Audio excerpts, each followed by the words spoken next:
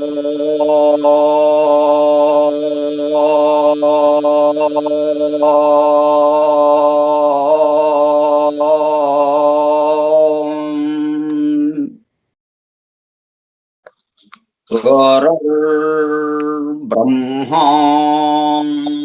गुरुर्विष्णुः गुरुर्देवो महेश्वरः गुरुः साक्षात् परं ब्रह्मा तस्मै श्री गुरवे नमः।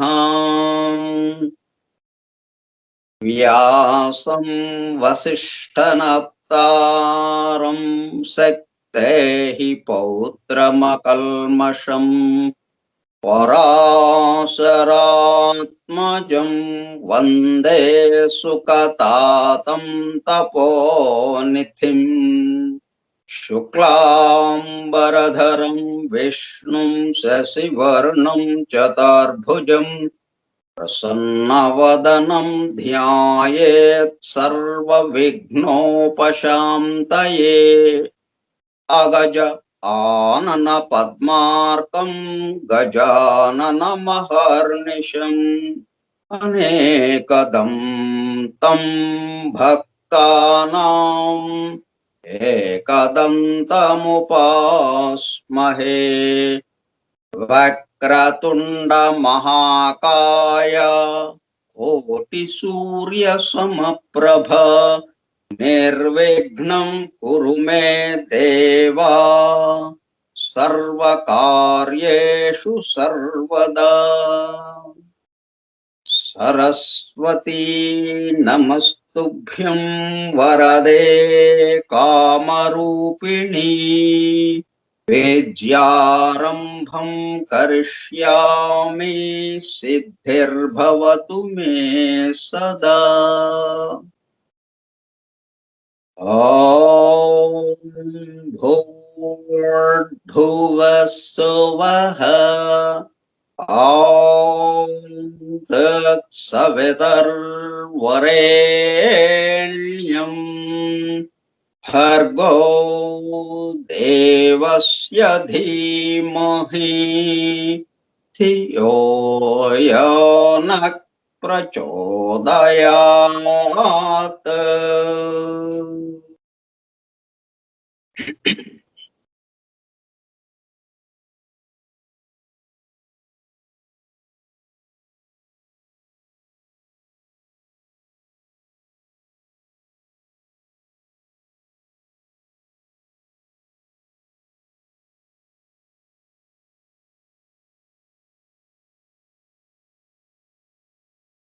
వాసుదేవ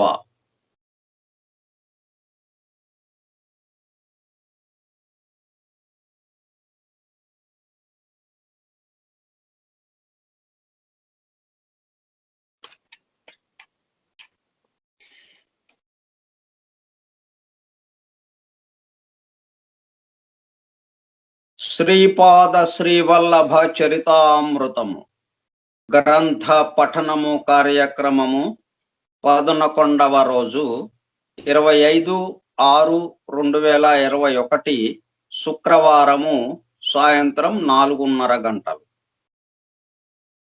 శ్రీపాద శ్రీవల్లభ స్కైప్ గ్రూపులో సుదూర ప్రాంతాలలో ఎవరింట్లో వారు హాయిగా విశ్రాంతి తీసుకుంటూ ఏకకాలంలో శ్రీపాదుల వారి సమకాలికులు కర్ణాటక దేశస్థులు శ్రీమాన్ శంకర భట్టు గారు 1320 సంవత్సరము ప్రాంతంలో అనగా దాదాపు 700 సంవత్సరముల క్రితము సంస్కృత భాషలో శ్రీపాదుల వారి దివ్య చరిత్రను శ్రీపాదుల వారి అనుమతితోనే శ్రీపాద శ్రీవల్లభ చరితామృతం పేరుతో గ్రంథముగా రచించగా సంస్కృత భాషలో వ్రాసిన ఆ గ్రంథమును ఎవరు ఎప్పుడు తెలుగు భాషలోనికి అనువదించారో తెలియదు గాని సంస్కృత గ్రంథమునకు తెలుగు భాషలో అనువాదం చేసిన పురాతన ప్రతి ఒక్కటి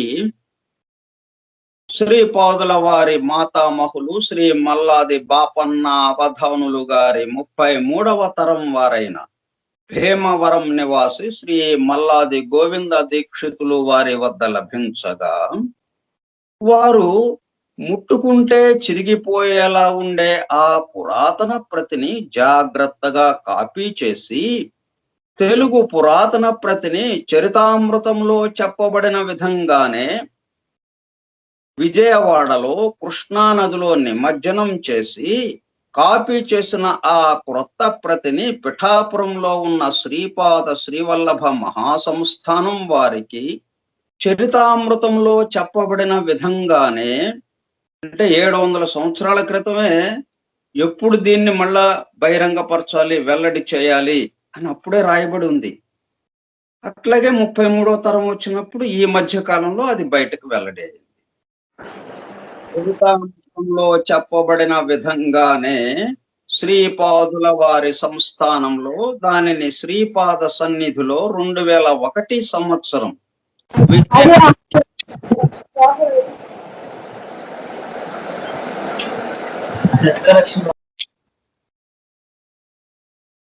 విజయదశమి నుండి ఆశ్వయుజ బహుళ ఏకాదశి వరకు మొట్టమొదటిసారిగా పారాయణం చేసి సంస్థానం వారికి భక్తి ప్రపత్తులతో సమర్పించగా, ఆ సంస్థానం వారు కొన్ని వేల ప్రతులను ముద్రించి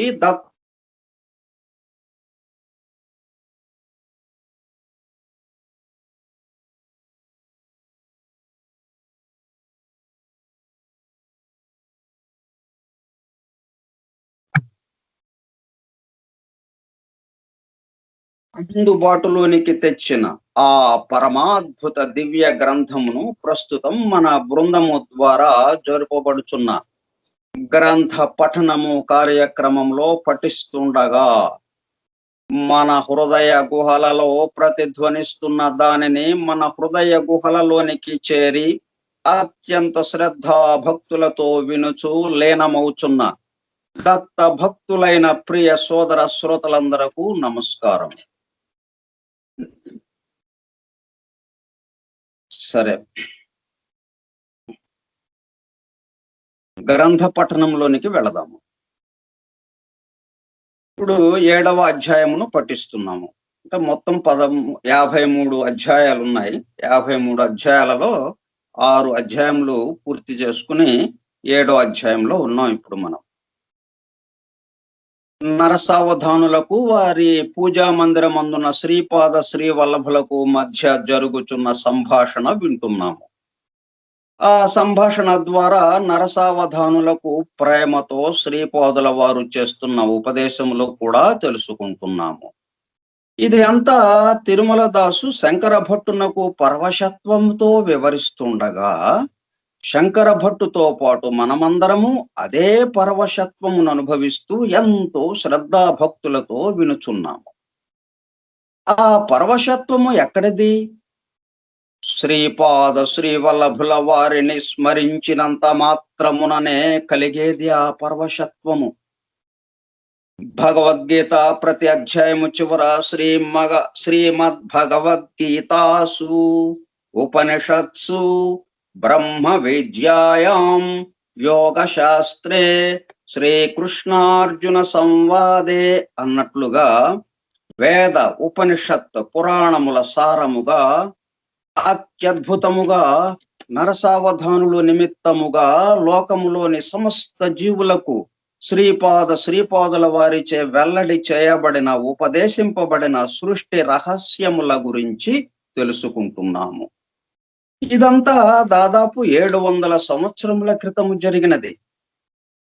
మరలా పరమ గురువుల ద్వారా ఈ ఉపదేశములే మేడం హెచ్పి బ్లావెట్స్కీకి అందజేయబడి, ఆమె ద్వారా దాదాపు 132 సంవత్సరముల క్రితము అనగా 1888 సంవత్సరంలో మానవాళికి అందుబాటులోనికి వచ్చిన ద సీక్రెట్ డాక్ట్రిన్ గ్రంథము ద్వారా సైన్స్, రిలిజియన్, ఫిలాసఫీల సమన్వయ రూపముగా అందింపబడినవి.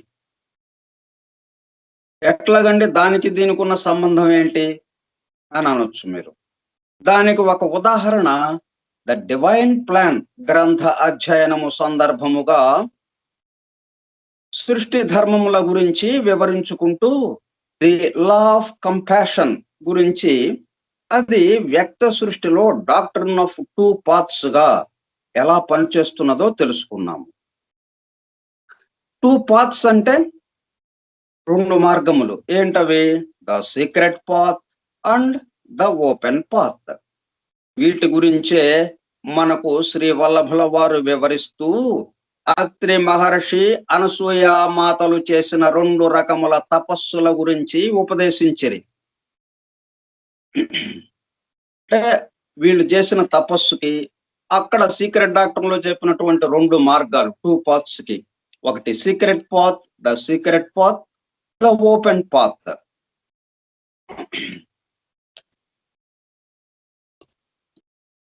అమృతయానము, ప్రత్యేకయానము. అదే ఇక్కడ ఎట్లాగిచ్చారో చూడండి. పరంజ్యోతి స్వరూపమును దర్శించవలనని మనకి గ్రంథంలో 65వ పేజీలో ఉంది ఈ విషయం. అంటే నిన్న చదువుకున్న దాంట్లో ఉంది, మనం నిన్న పఠించుకున్న దాంట్లో. పరంజ్యోతి స్వరూపమును దర్శించవలనని అత్రి మహర్షి ఘోర తపస్సు చేసిరి. అంటే అది ఓపెన్ పాత్ కి సంబంధించింది అనమాట.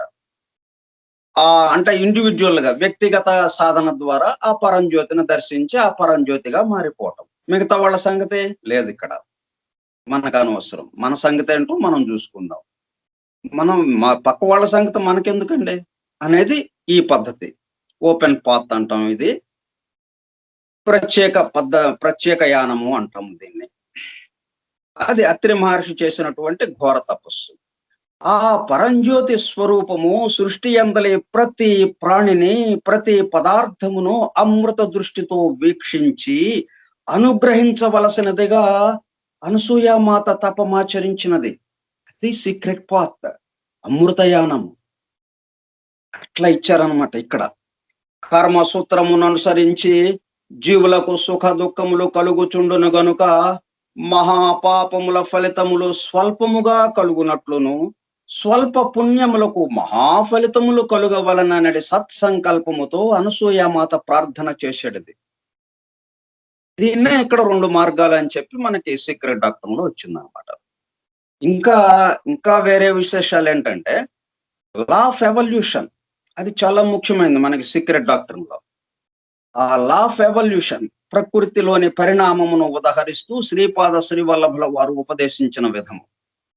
ఖనిజము సంపూర్ణ నిద్రాస్థితిలోనున్న చైతన్యము, వృక్షములో వృక్ష సంబంధ పదార్థములు అర్ధ నిద్రాస్థితిలోనున్న చైతన్యము, జంతువులు పూర్ణ చైతన్యములోనున్న స్థితి, ఖనిజముగా పుట్టి ఖనిజముగా చచ్చి తరువాత తరుగుల్మాదులుగా జనించి ఆ తదుపరి జంతు జన్మల నెత్తి ఆఖరున మానవ జన్మనెత్తిన మానవుడు వివేక జ్ఞాన వైరాగ్యవంతుడై తనలోని నిద్రాణ స్థితిలోనున్న పరమాత్మ శక్తిని మేల్కొలిపి మోక్షము నొందవలెను.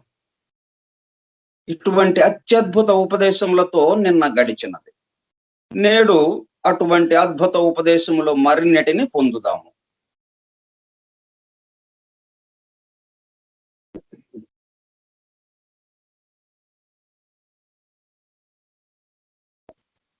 ఈ గ్రంథాన్ని పారాయణం చేస్తున్నాం అంటే అర్థం ఏమిటి? ద సీక్రెట్ డాక్టర్ని చదువుతున్నాం, ద డివైన్ ప్లాన్ ని చదువుతున్నాం.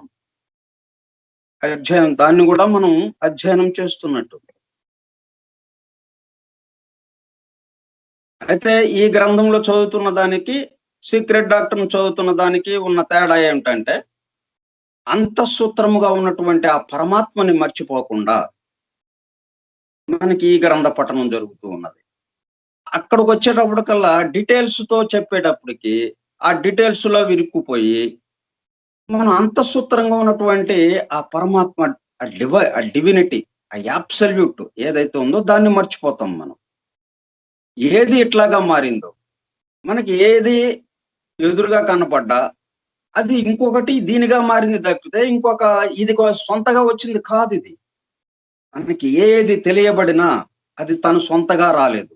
అంతకు ముందున్న స్థితి దానికి ఉన్నది. దాని నుంచి ఇది రూపాంతరం చెందింది. ఇంకా వెనక్కెళ్తే అక్కడ ఆగిపోతుంది. ఆయన దగ్గర ఆగిపోతుంది. ఆయన అట్లా రూపాంతరం చెందుతూ మనకి ఈ తెలిసినటువంటి మనకి ఎదురుగా ఉన్నటువంటి వీటిగా ఆయన రూపాంతరం చెందాడు. మనగా రూపాంతరం చెందాడు. ఒక అంతఃసూత్రాన్ని మనం మర్చిపోకూడదు. సీక్రెట్ డాక్టర్‌ని చదువుతున్నా, ద డివైన్ ప్లాన్ చదువుతున్నా, ఇటువంటి గ్రంథాలు చదువుతున్నా.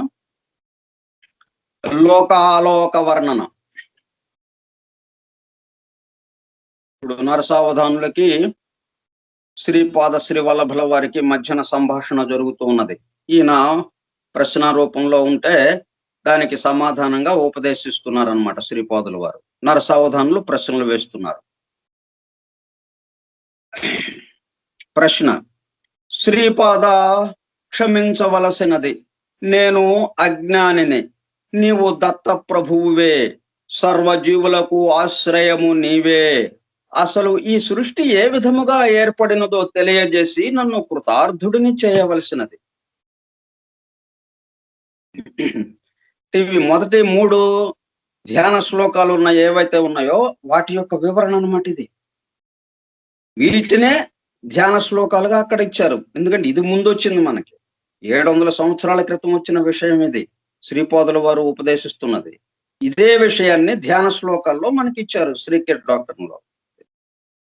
ఉత్తరం అంటే సమాధానం: తాత, స్వర్గమునందు 88,000 మంది గృహస్థ మునులు కలరు.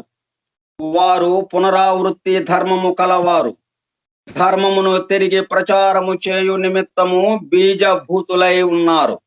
పరమాత్మ యొక్క అనిర్వాచ్యమైన శక్తిలోని ఒకానొక స్వల్పాంశము జగత్తును సృష్టించుటకు బ్రహ్మగా ఏర్పడెను. పరమాత్మ నుండి క్రమముగా ఏర్పడిన జలము సర్వవ్యాప్తముగా ఉండెను. పరమాత్మ తేజము వలన ఆ జలమునందు స్వర్ణమయములైన అనేక కోట్ల అండములేర్పడెను. ఆ అండములలో మనము నివసించుచున్న బ్రహ్మాండము కూడా ఒకటి. అండము యొక్క లోపలి ప్రదేశము చీకటితో నిండి ఉండగా పరమేశ్వరుని యొక్క తేజస్సు మూర్తిత్వము నుండి అనిరుద్ధుడను నామముచే విఖ్యాతమాయను. ఆ అండమును తన తేజో మహిమచే ప్రకాశింపజేసినందున హిరణ్య గర్భుడని, సూర్యుడని, సవిత అని, పరంజ్యోతి అని అనేక శబ్దములచే వేదములలో వ్యవహరింపబడెను. త్రేతాయుగమునందు పీఠికాపురములో సవితృ కాఠక చయనమును భరద్వాజ మహర్షి నిర్వహించెను. అనేక కోట్ల బ్రహ్మాండముల నిండియున్న దత్తాత్రేయ తేజస్సును ఉద్దేశించి సవితృ కాఠక చయనము చేయబడినది. సత్యలోకముననువైన నిరామయ స్థానమును యుక్త స్థానమున్నది. సత్యలోకమున అనువైన నిరామయ స్థానము అను యుక్త స్థానమున్నది. త్రిఖండ సోపానములో వసు రుద్రాది ఆదిత్యులని పిలువబడు పితృదేవతలుందురు. వీరు నిరామయ స్థాన సంరక్షకులుగా ఉందురు. కారణ బ్రహ్మలోకము అనునది చతుర్ముఖ బ్రహ్మ నివాస స్థానమై ఉన్నది. అది విద్యా స్థానమనియు మూల ప్రకృతి స్థానమనియు పేరుగాంచిన శ్రీనగరము ఆ పైననున్నది. దానికి పై భాగమున మహా కైలాసమును, ఆ పైన కారణ వైకుంఠమును కలవు. సత్యలోకములో పురాణపురమనున్నది విద్యాధర స్థానము. తపోలోకములో అంజనావతి పురమునందు సాధ్యులు అనువారు ఉందురు. జనలోకములో అంబావతి పురమునందు సనక సనందనాది ఋషులు ఉందురు. మహర్లోకములో జ్యోతిష్మతి పురమునందు సిద్ధాదులుందురు. సువర్లోకమని పిలువబడు స్వర్గలోకములో అమరావతి పురమునందు దేవేంద్రాది దేవతలుందురు. ఖగోళమునకు సంబంధించిన గ్రహ నక్షత్రాదులు గల భువర్లోకములో రథంతర పురమందు విశ్వకర్మాను దేవశిల్పి గలడు. తాత, భూలోకమందు 2 భాగములు కలవు. మానవులు నివసించు దానిని భూగోళమని అందురు. ఇదిగాక మహాభూమి అనునది మరి ఒకటి కలదు. ఇది భూగోళమునకు 5 కోట్ల బ్రహ్మాండ యోజనముల దూరమున దక్షిణముగానున్నది. మర్త్యలోకమనగా భూలోక భువర్లోకములు. దీనిలో మహాభూమి కూడా చేరియేయున్నది. పాతాళమనగా అతల వితల సుతల రసాతల తలాతల మహాతల పాతాళములనున్నవి. స్థూలముగా వీటిని స్వర్గ మర్త్య పాతాళములని అందురు. మనము నివసించడి ఈ భూగోళమునకు దిగువనున్న మహాభూమి అనునది మధ్య భాగమునందు మెర్రుగా నుండి చక్రాకారముగానున్నది. అందువలన ఉపరి భాగమునందు సూర్యచంద్రుల ప్రకాశము నిరంతరము ప్రకాశించుచున్నది. సదా వెలుతురు ఉండుటచే అచ్చట కాల నిర్ణయము లేదు. ఈ మహాభూమి మీదనే 7 సముద్రములను 7 ద్వీపములను కలవు. జంబూ ద్వీపమనునది దీని యందే కలదు. భూలోకము భూవర్లోకము రెండును చేరి మర్త్యలోకమని పిలువబడుచున్నది. భూలోకమునందు మహాభూమి అనియు భూగోళమనియు 2 విధములు కలవు. సృష్టి ఆది యందు సమస్తమును జలములో నిండి ఉండెను.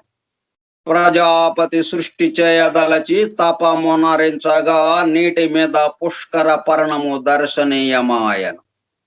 ప్రజాపతి వరాహ రూపమును పొందిన వాడై పుష్కర పర్ణ సమీపమున మునుగగా దిగువన ఉన్న మహాభూమిని పొందిన వాడాయను. ఆ మహాభూమి నుండి కొద్దిగా తడి మట్టిని స్వీకరించి తన కోరలచే కొట్టి వేరు చేసి నీటి పై భాగమునకు తెచ్చెను. ఆ పుష్కర పర్ణమున ఉంచగా తదుపరి అది పృథివీ నామము పొందెను. తాత, దీనినే భూగోళమని పిలిచెదరు. మహాభూమి నుండి భూగోళము మధ్య 5 కోట్ల బ్రహ్మాండ యోజనముల దూరము కలదు. మహాభూమి అనునది 50 కోట్ల యోజన విస్తీర్ణము కలిగి ఉన్నది. జంబూ ద్వీపమనున్నది మహాభూమి యందే కలదు. దానిలో 9 ఖండములు ఉన్నవి. దైవ ఖండమునందు దేవతలు నివసించెదరు. గభస్త్య ఖండమునందు భూతములుండెదరు. పురుష ఖండమునందు కిన్నెరులు, భరత ఖండమునందు మానవులు, శరభ ఖండమునందు సిద్ధులు, గంధర్వ ఖండమునందు గంధర్వులు, తామ్ర ఖండమునందు రాక్షసులు, సేరు ఖండమునందు యక్షులు, ఇందు ఖండమునందు పన్నగులు ఉండెదరు. మహాభూమిలోని జంబూ ద్వీపమునకు దక్షిణముగానున్న భరత ఖండములోని భరతపురమున వైవస్వతమనువు భూ ఋషులతోడను మానవులతోడను కొలువుదీరియుండును. మహాభూమి మీద జంబూ ద్వీపమున్నటులనే భూగోళము మీద కూడా జంబూ ద్వీపము కలదు. శ్రీపాద శ్రీవల్లభ అవతారము నేను శ్రీ పీఠికాపురములో అవతరించుటకు ముందే 100 సంవత్సరముల క్రితము మహాభూమి మీద వచ్చినది.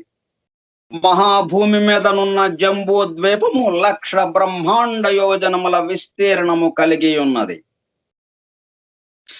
జంబూ ద్వీపమునందలి భరత ఖండమున మాత్రమే వైవస్వతమనువు ఉన్నాడు. మిగతా ఖండములలో దేవయోనులైన వారు ఉన్నారు. మహాభూమి యందలి జంబూ ద్వీపమున శీతోష్ణాదులు హెచ్చుగా నుండక ఆహ్లాదకరముగా నుండును. నీరెండ వంటి సదా వెళ్తురుండును గాని పగలు రాత్రి అను భేదము లేకుండా ఉండును. మహాభూమి యందలి జంబూ ద్వీపము 1,00,000 యోజన విస్తీర్ణము కలది. లవణ సముద్రము 1,00,000 యోజనములు, ప్లక్ష ద్వీపము 2,00,000 యోజనములు, ఇక్షురస సముద్రము 2,00,000 యోజనములు, కుశ ద్వీపము 4,00,000 యోజనములు, సురా సముద్రము 4,00,000 యోజనములు, క్రౌంచ ద్వీపము 8,00,000 యోజనములు, సర్పి సముద్రము 8,00,000 యోజనములు, శాఖ ద్వీపము 16,00,000 యోజనములు, దధి సముద్రము 16,00,000 యోజనములు, శాల్మలి ద్వీపము 32,00,000 యోజనములు, క్షీర సముద్రము 32,00,000 యోజనములు, పుష్కర ద్వీపము 64 లక్షల యోజనములు, శుద్ధ జల సముద్రము 64 లక్షల యోజనములు, చలాచల పర్వతము 128 లక్షల యోజనములు, చక్రవాళ పర్వతము 256 లక్షల యోజనములు, లోకాలోక పర్వతము 512 లక్షల యోజనములు, తమో భూమి 1250 లక్షల యోజనములు విస్తీర్ణము కలిగియుండును. లోకాలోక పర్వతమును దాటి సూర్యరశ్మి వెళ్ళుటకు వీలు లేదు.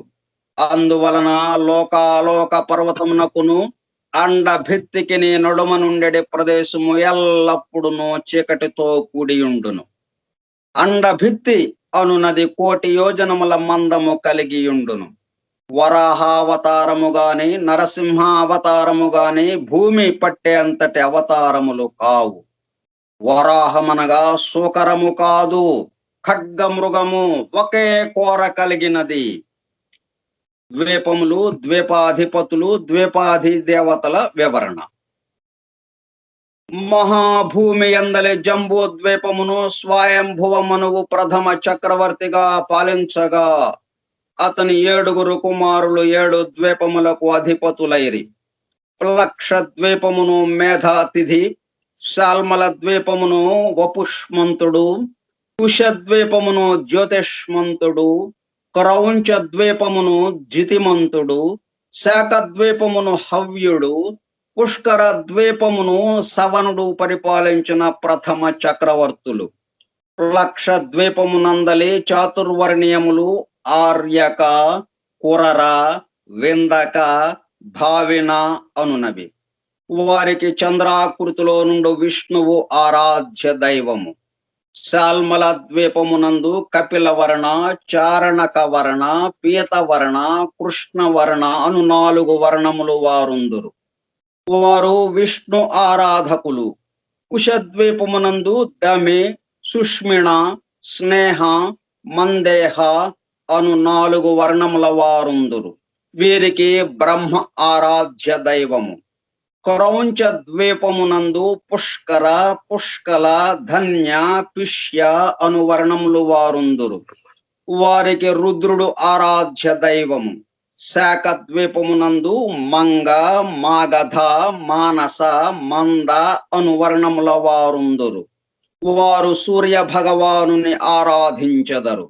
పుష్కర ద్వీపమునందు మాత్రము చాతుర్వర్ణ్యములు లేవు, చాతుర్వర్ణములు లేవు. అందరును దేవతల వలె రోగములు గాని శోకములు గాని లేకుండా ఆనందముగా నుందురు. వీరికి బ్రహ్మ ఆరాధ్య దైవము. మన భూగోళమునందలి జంబూ ద్వీపములో భారత వర్షము, కింపురుష వర్షము, హరివర్షము, కేతుమాలా వర్షము, ఇలావృత వర్షము, భద్రాశ్వ వర్షము, రమ్యక వర్షము, హిరణ్యక వర్షము, కురువర్షము అనునవి కలవు. తాత, మహాభూమి యందు ఖండ విభాగములు గల జంబూ ద్వీపమున్నటులనే భూగోళమున వర్ష విభాగములతో కూడిన జంబూ ద్వీపము కలదు. మహాభూమి గుండ్రముగా నుండి మధ్యలో తాబేటి పెంకు వలె మెర్రుగా నుండును. దీనినే భూమండలమని పిలిచెదరు. భూగోళము మాత్రము నిమ్మ పండు వలె నుండును. మహాభూమి మేరు రేఖను చుట్టి బ్రహ్మాండము యొక్క అండభిత్తి వరకు వ్యాపించియుండును. భూగోళము మాత్రము జ్యోతిశ్చక్ర సమ మధ్యమందు నిలిచియున్నది. మహాభూమి యందు నడి మధ్యన గల మేరు రేఖను చుట్టుకొని జంబూ ద్వీపమున్నది. దానిని చుట్టి 7 సముద్ర ద్వీపాదులున్నవి. భూగోళమునందలి ఉత్తరార్ధగోళము దేవభాగమని, దక్షిణార్ధగోళమును అసుర భాగమని అందురు. మహాభూమి యందలి సమ మధ్య ప్రదేశమున మేరువు దివ్యముగా ప్రకాశించుతున్నది. జీవులను పరిపాలించడి మనువులకిది నివాస స్థానము. భూగోళము పరిపాలితులైన జీవులకు స్థానము. జీవులను పరిపాలించడి మనువులకు ఇది నివాస స్థానము. మేరువు. భూగోళము పరిపాలితులైన జీవులకు స్థానము. మహాభూమి యందు చుట్టూ చేరియుండే చక్రవాళ పర్వతాగ్రమునందు జ్యోతిశ్చక్రము అమర్చబడి ఉన్నది. భూగోళము మాత్రము దీనికి భిన్నముగానున్నది. సప్త కక్ష్యావృతమైన జ్యోతిశ్చక్రము దీనికి ప్రతి దినమును ఒక ప్రదక్షిణము చేయుచున్నది. మహాభూమి యందు శీత వాతాతపములు అల్పములు, సదా పగలుగా నుండి చీకటి అనునది లేక కాల వ్యత్యాసము లేకయుండును. భూగోళమునందు దీనికి వ్యతిరేక్తముగానున్నవి. మహాభూమి అనునది పుణ్య ఫలానుభవమున మాత్రమే పొందదగినది. స్థూల శరీరములో పొందరానిది. భూగోళము పుణ్యము సంపాదించుకున్నటకు తగిన కర్మభూమి. స్థూల శరీరులు ఉండవలసిన భూమి. మహాభూమి మీద మను ప్రళయము తప్ప చిన్న ప్రళయములు అనునవి ఉండవు. భూగోళము మీద యుగ ప్రళయములు, మహాయుగ ప్రళయములు, మను ప్రళయములు జరుగుచుండును. మహాభూమిని ధాత్రి విధాత్రి అను పేర్లలో పిలిచెదరు.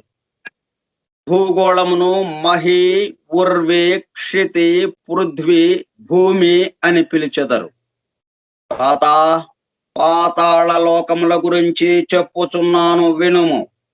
అతలమునందు పిశాచగణములు, వితలమునందు గుహ్యకులు, సుతలమునందు రాక్షసులు, రసాతలమునందు భూతములు, తలాతలమునందు యక్షులు, మహాతలమునందు పితృదేవతలు, పాతాళమునందు పన్నగులు ఉందురు. లోక నివాసులు, లోకాధిపతులు ఖండముల వివరణ. వేతలమునందుండు కుబేరుడు నవనిధులకు అధిపతి. ఇతడే బ్రహ్మాండమునకు కోశాధిపతి అయి ఉన్నాడు. ఉత్తర దిక్కునకు అధిపతి అయి ఉన్నాడు. వేతలమునందలి అలకాపురమునందు ఇతడుండును. అదే వితలమునందు మేరువుకు పశ్చిమ దిశలో యోగినీపురమున మయుడు నివసించును. ఇతడు రాక్షసులకు శిల్పి. త్రిపురాసురులకు ఆకాశంలో చాలా ఎత్తున విహరించగల త్రిపురములను నిర్మించి ఇచ్చినవాడు. సుతలములోని వైవస్వతపురమును యమధర్మరాజు పరిపాలించుచుండును. ఇతడు దక్షిణ దిక్కునకు అధిపతి. ఈ పట్టణ ప్రవేశమునకు ముందు అగ్నిహోత్రపు నది కలదు. దీనినే వైతరణి అని అందుము. పుణ్యవంతులకు సులభముగా దాట వీలు కలుగును. పాపాత్ములకు కడుంగడు కష్టతరము. రసాతలమునందు పుణ్య నగరమునున్నది కలదు. దానికి నిరుతి అను దైత్యుడు అధిపతి. ఇతడు నైరుతి దిక్కునకు అధిపతి. తలాతలమునందలి ధనిష్టానపురమున పిశాచగణములతో కూడి భేతాళుడుండును. మహాతలములో కైలాస నగరములో సర్వభూత గణములతో కాత్యాయనీపతి అయిన ఈశానుడు కలడు. ఇతడు ఈశాన్య దిక్కునకు అధిపతి. పాతాళమునందు వైకుంఠ నగరము కలదు. అందులో శ్రీమన్నారాయణమూర్తి పాతాళ అసురులతోనూ వాసుకి మొదలైన సర్ప శ్రేష్ఠులతోనూ శేషశాయి అయి విరాజిల్లుచున్నాడు. దీనినే శ్వేతద్వీపగతమైన కార్య వైకుంఠము అని అందురు. ఆఖరిదైన పాతాళ లోకమునందు త్రిఖండ సోపానము కలదు. ప్రథమ ఖండమందు అనంగ జీవులుందురు. ద్వితీయ ఖండమునందు ప్రేతగణములు ఉండును. తృతీయ ఖండమునందు యాతనా దేహమును పొందియున్న జీవులు దుఃఖాక్రాంతులై ఉందురు. సప్త సముద్రములను సప్త ద్వీపములను మహాభూమి యందు కలవు. దాని మధ్య నుండున్నది జంబూద్వీపము. ఇది 9 ఖండములుగా విభజించబడి ఉన్నది. దక్షిణమునందున్న దానికి భరత ఖండమని పేరు. దీనిలో భరతపురమునందు స్వయంభవ మనువు ఉండును.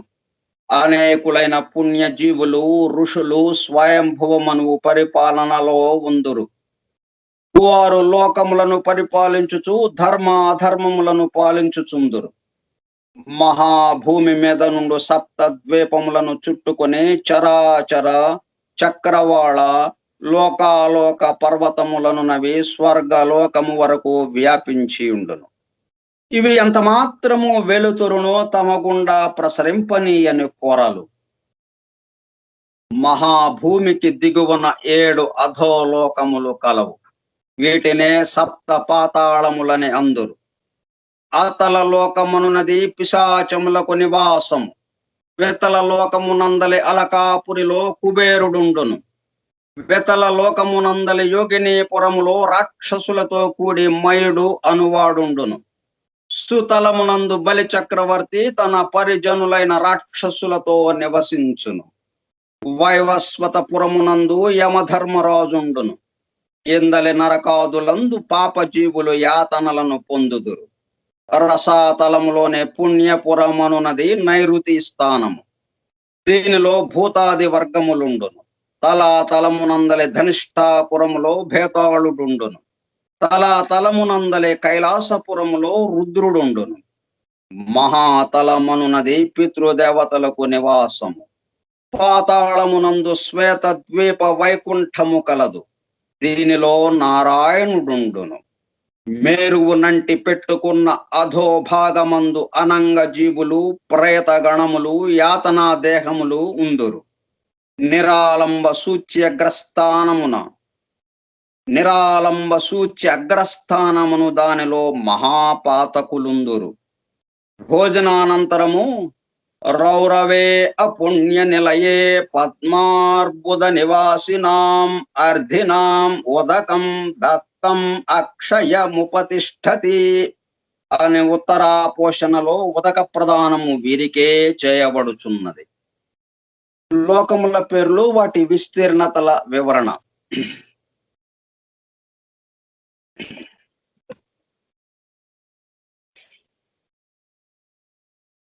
భూలోకమునందు గల భూగోళము, మహాభూమి వేరు వేరు అని చక్కగా గ్రహింపుము.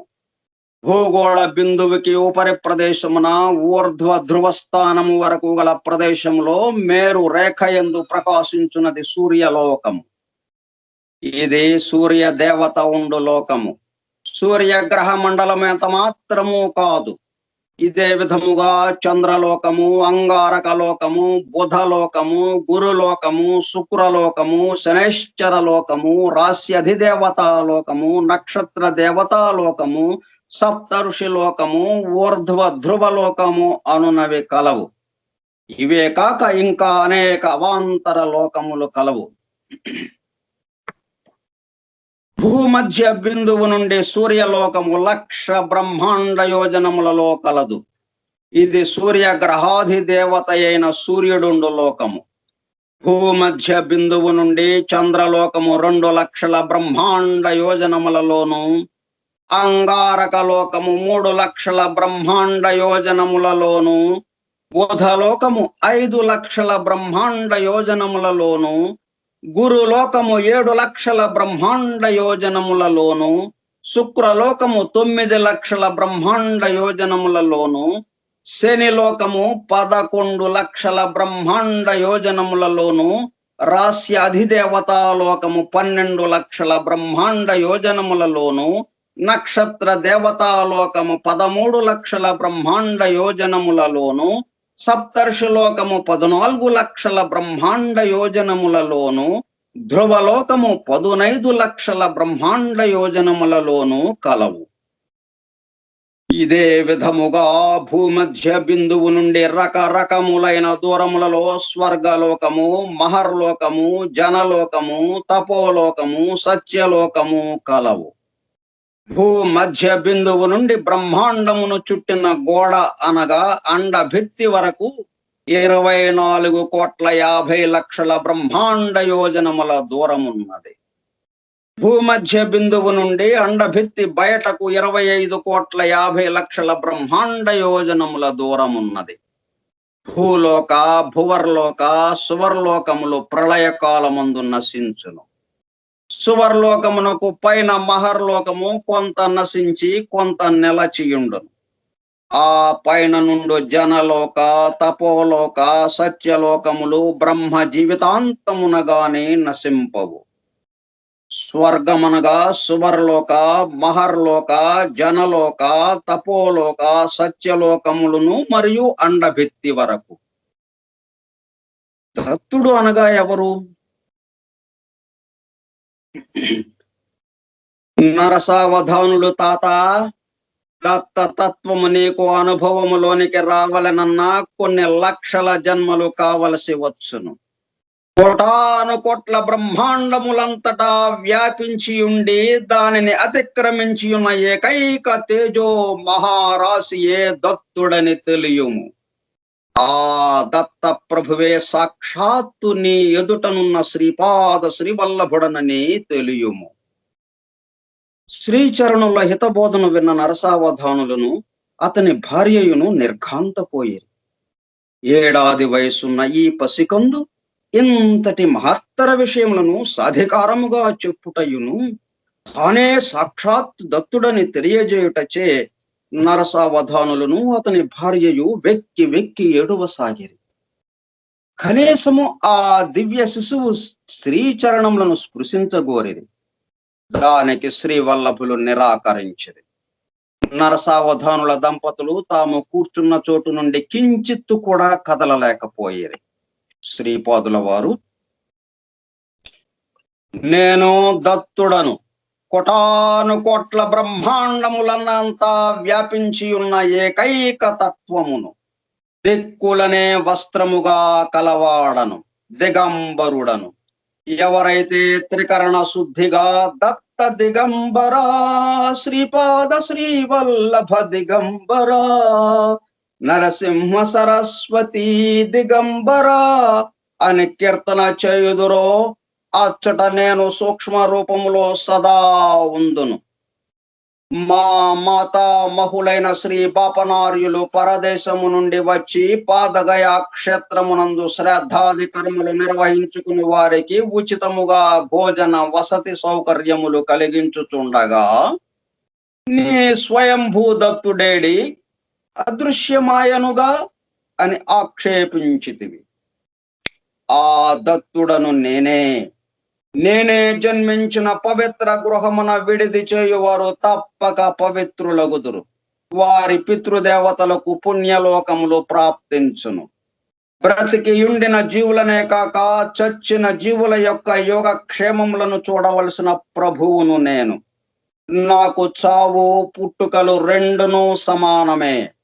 ఆయనను నీవు స్వయంభూదత్తుని ఆరాధించిన దానికి ఫలితము ఇదా అని వ్యధ చెందుచున్నావు.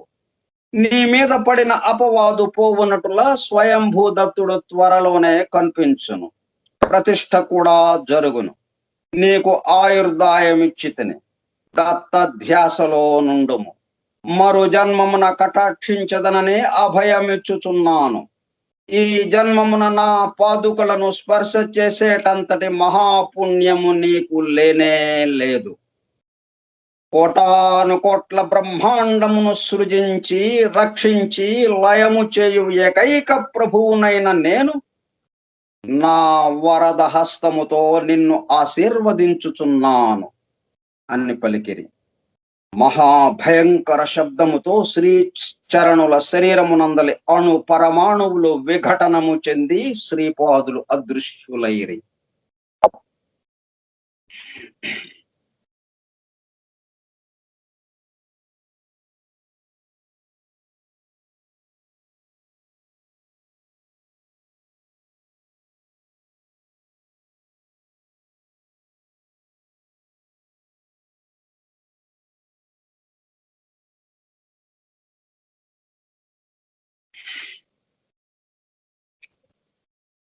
నాయన శంకర భట్టు, శ్రీపాదులు స్వయముగా తమ నామము చివర దిగంబర నామమును చేర్చి జపించుటలోని మర్మమును ఈ రకముగా తెలియజేసిరి. వారు సర్వ వ్యాపక తత్వము, నిరాకారమైన ఆ తత్వము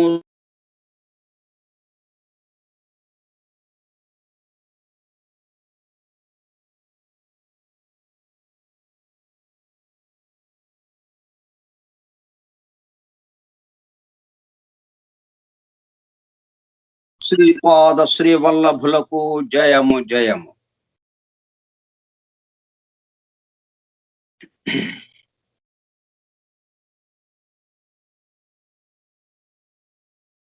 ఈ అధ్యాయము సంపూర్ణం చేశాం.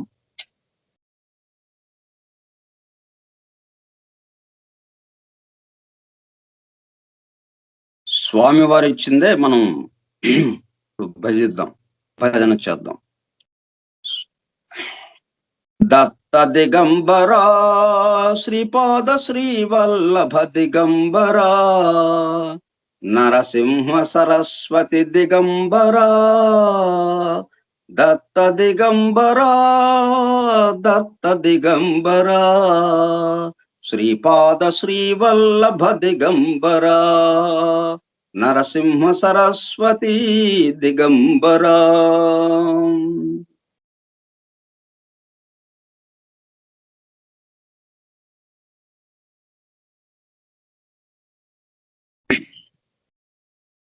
ఓం సర్వజగద్రక్షాయ గురుదత్తాత్రేయ శ్రీపాద శ్రీవల్లభ పరబ్రహ్మణే నమః. శ్రీపాద వల్లభ స్తోత్రం. శ్రీపాద వల్లభ గురోః వదనారవిందం వైరాగ్య దీప్తి పరమోజ్వలమద్వితీయం మందస్మితం సుమధురం కరుణార్ద్రనేత్రం సంసారతాపహరణం సతతం స్మరామి. శ్రీపాదవల్లభ గురోః కరకల్పవృక్షం భక్తేష్టదాన నిరతం రిపు సంక్షయం వై సంస్మరణ మాత్ర చితి జాగరణం సుభద్రం సంసార భీతి శమనం సతతం భజామి. శ్రీపాదవల్లభ గురోః పరమేశ్వరస్య యోగీశ్వరస్య శివశక్తి సమన్వితస్య శ్రీపర్వతస్య శిఖరం ఖలు సన్నివిష్టం త్రైలోక్య పావన పదాబ్జమహం నమామి. త్రైలోక్య పావన పదాబ్జమహం నమామి. త్రైలోక్య పావన పదాబ్జం అహం నమామి.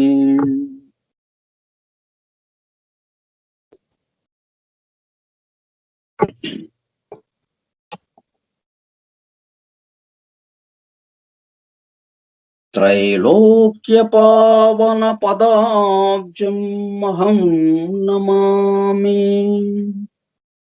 దిగంబరా దిగంబరా శ్రీపాదవల్లభ దిగంబరా దిగంబరా దిగంబరా శ్రీపాదవల్లభ దిగంబరా దిగంబరా దిగంబరా శ్రీపాదవల్లభ దిగంబరా దిగంబరా దిగంబరా శ్రీపాదవల్లభ దిగంబరా దిగంబరా దిగంబరా శ్రీపాదవల్లభ దిగంబరా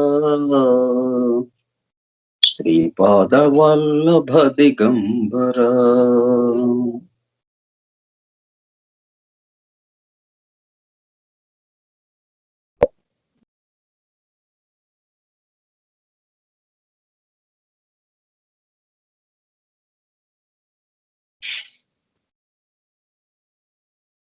స్వస్తి ప్రజాభ్యః పరిపాలయంతాం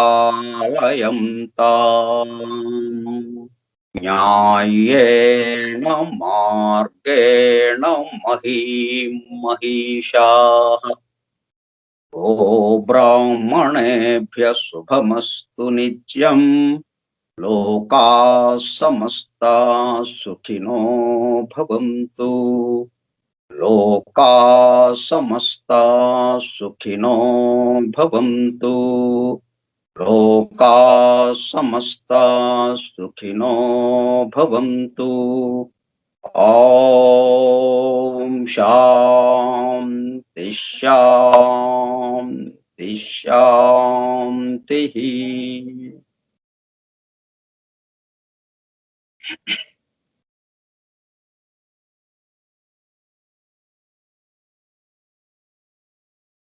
సంవత్సరం వయసున్న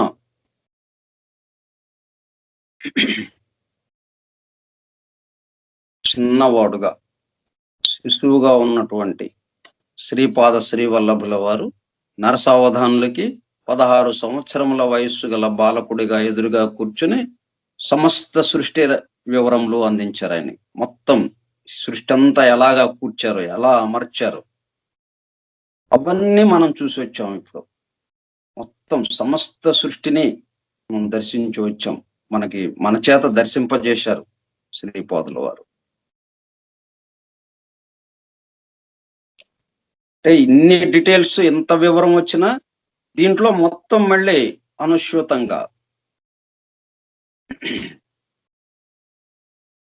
అంతఃసూత్రంగా ఎవరున్నారు, మొత్తాన్ని ఆవరించి మొత్తంలో వ్యాపించి ఉన్నవారు ఎవరో, అది మనకి అనుభూతమవుతూ ఉన్నది.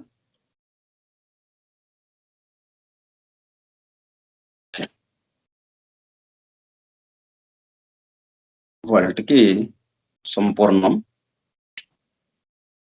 మరలా మంగళవారం నాడు కలుసుకుందాం.